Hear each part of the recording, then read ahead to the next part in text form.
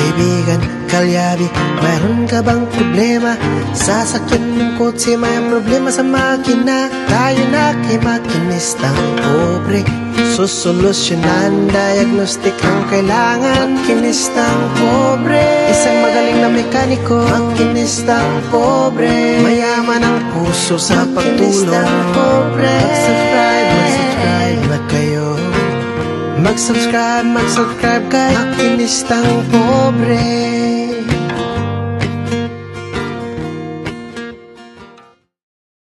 Alright, sa magandang araw po sa ating lahat, lalong-lalo na po sa ating mga subscriber dyan, sa ating mga OFW, sa mga panig ng mundo, magandang araw po sa ating lahat. So ngayon mga kalyabe, meron tayong gagawin, L300.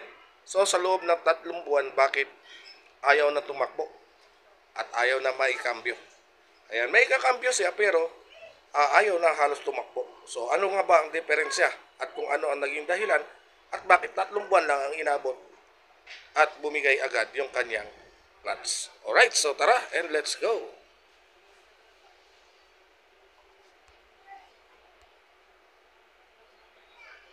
Alright mga kalyabe, so ito na nga, ito yung ating ginagawa ngayon, L300 FB type.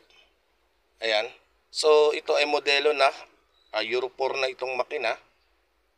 Ayan. So Euro 4 engine na L300. So kabago-bago lang ito mga kalyabe. Ayan.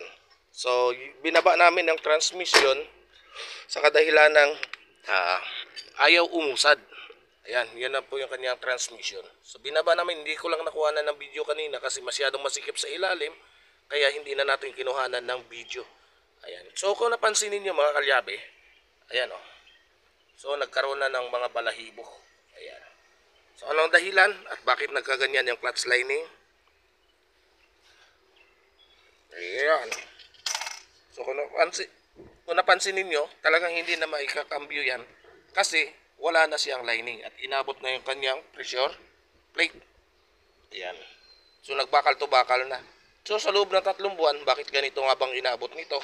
Ayan, ano ang naging dahilan? Ayan, ito mga kalyabe, nangyayari ito kapag babad tayo, babad ang paa natin sa clutch kapag nagmamaneho tayo. So, ang buong akala natin ay kahit na naka-neutral yan, kung inaapakan natin yung clutch na yan, yung clutch pedal, ay kakapit pa rin po yung lining na yan. Yan po, masusunog at masusunog po yan, kaya ito, ganito yung mangyayari. Ayan. So ito, bago lang kasi yung natuto magmaneho yung driver nito, yung kapatid ng may-ari. Ayan. So ang inabot ay is 3 buwan lang. So kung naalala ninyo, kailan ko lang din ito ginawa, pero ito na ulit. Ganito na nangyari. Kasi nga, babad sa paa ng driver sa clutch pedal. Ayan. So mahilig pa siya mag-half clutch. Ayan, kahit ma-traffic, hindi siya nag-neutral, nakaapak lang sa clutch. Ayan, kaya mabilis po bumitaw itong kanyang clutch lining. Ayan.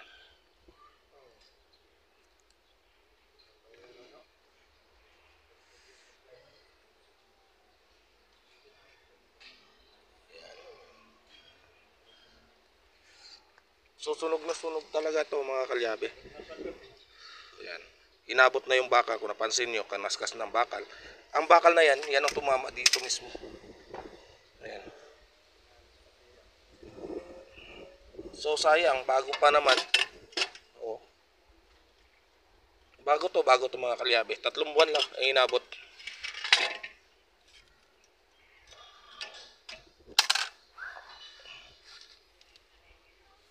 Ayan, so nandun pa at bumili pa ng piyesa yung may-ari para maisalpak natin to dito sa kanyang transmission.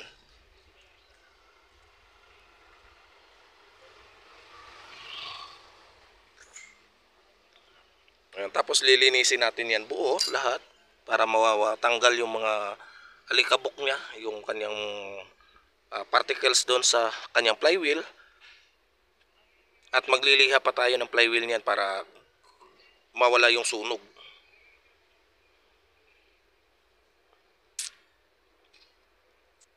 So pasalamat lang at yung flywheel ay hindi inabot. So sa pressure plate lang ang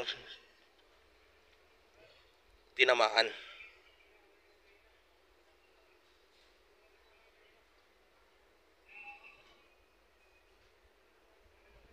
Ano siya?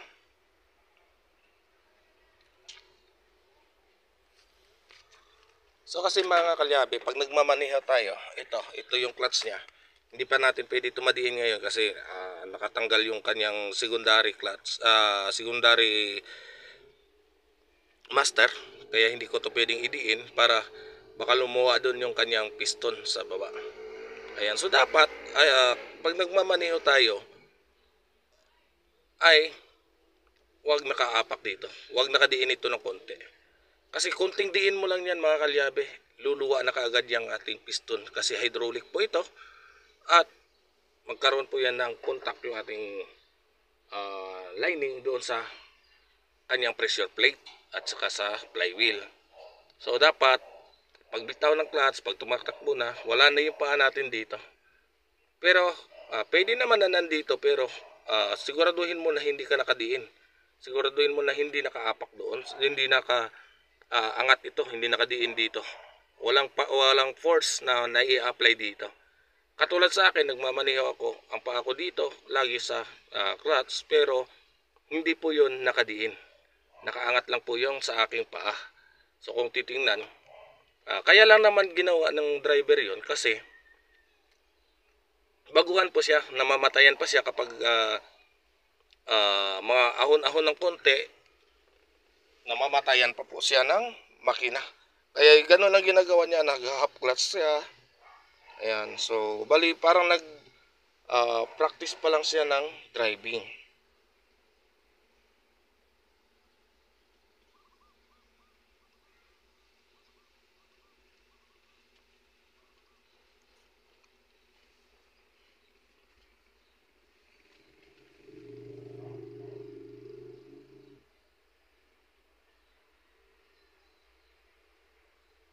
Ayan.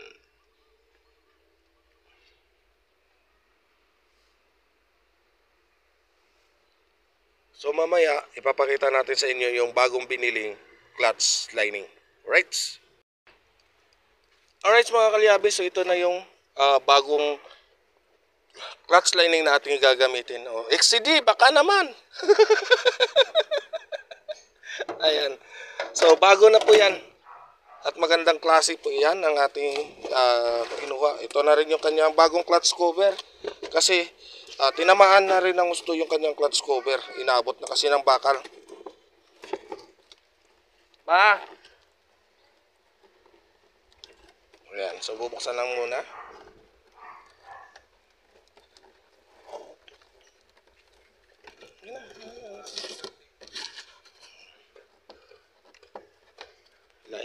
Ayan.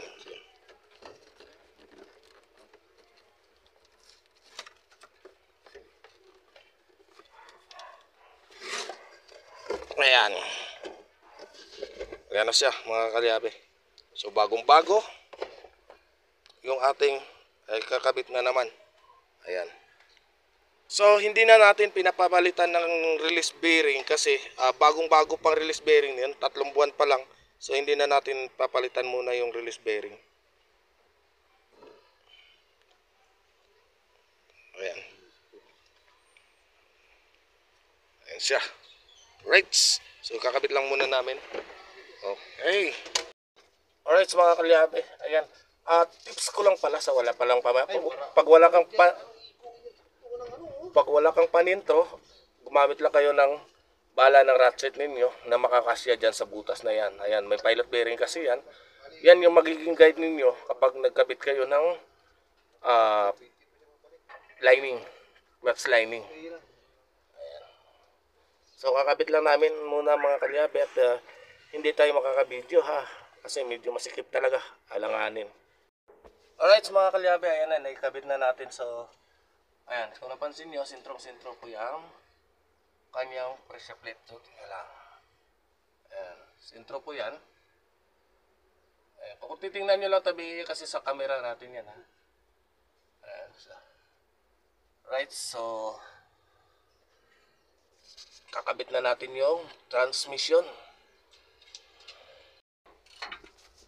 Right mga kalyabe, ayan na nga yung transmission nakabit na natin. So bracket na lang yung kinakabit doon sa kabila ng Roger. And Jer, kumusta dyan Jer? Awa. So ganun lang naman kabilis ka magbaba mga kalyabe. Basta't kabisado mo, mabilis lang.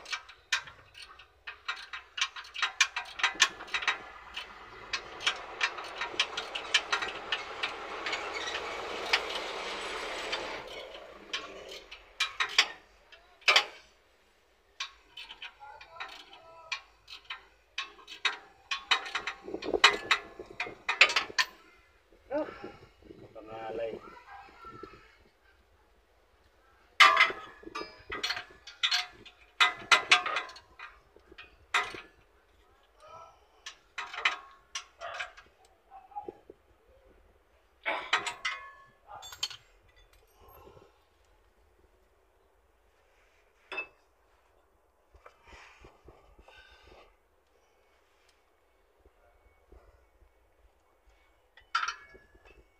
Yan, ganyan kahirap yung mga trabaho namin pag gumagawa kami ng mga transmission. Ayan. So, masyadong masikip. Gumagapang talaga kami sa ilalim. Ayan. So, ganyan talaga. Kailangan nating lumaban para right, so namatay ang ating camera. Ayan. Napindot ko ata. Ayan. So, kailangan talaga nating lumaban para makaahon sa buhay. Ayan. Kumbaga, laban para sa ekonomiya. Ayan. Laban ng laban. Laban lang ng laban.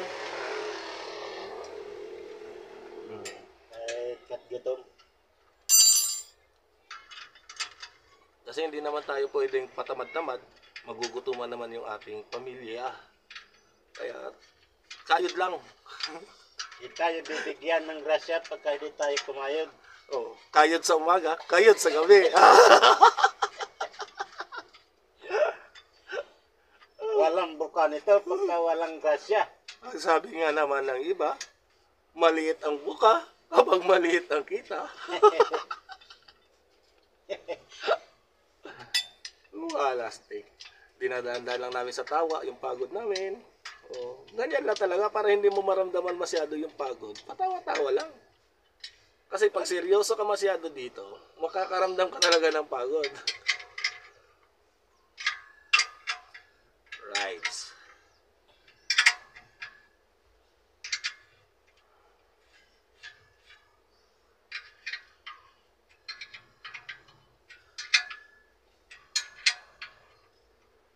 Kamusta na mga taga-Bulacan? Nakadating na ng bisiya? Ayun taga... Pangasinan? Oo, nakabalik na. Kabalik na? Shout out ka pa rin, buddy. Ano ba lang ginawa nila doon? Nagrutis lang? Oo, test drive. Di mo na nangawil? Hindi, inantay nga ako yun. Mga ngawil yun pagkasama ako. Ah.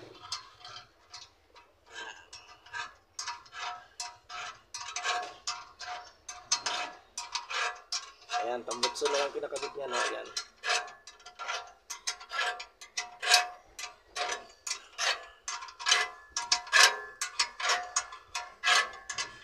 Impact mo kaya? Maganda itong mano-mano. Para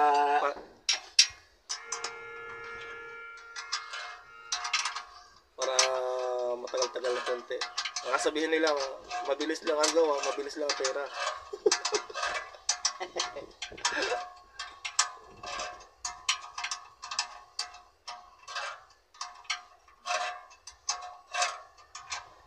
Isipin niyo mga kalyabi, 3 buwan lang ang tinagal ng clutch lining nito. 4 na buwan, 4.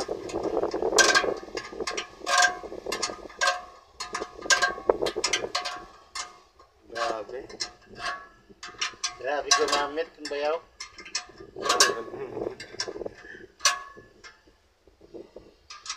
Parang ginawa ng matik.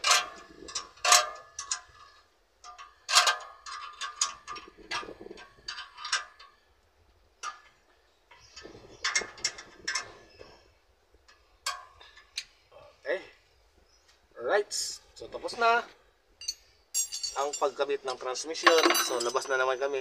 Papaanda rin natin mamaya-maya konti.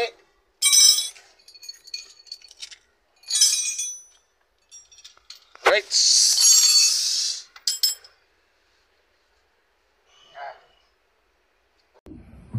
Bye, makinistang pobre. Para sa ito, bye. Kaibigan, kalyabi, meron ka bang problema? Sasakyan mong kotse, may problema sa makina. Tayo na kay makinistang pobre. Susolusyonan, diagnostic ang kailangan. Makinistang pobre. Isang magaling na mekaniko, makinistang pobre.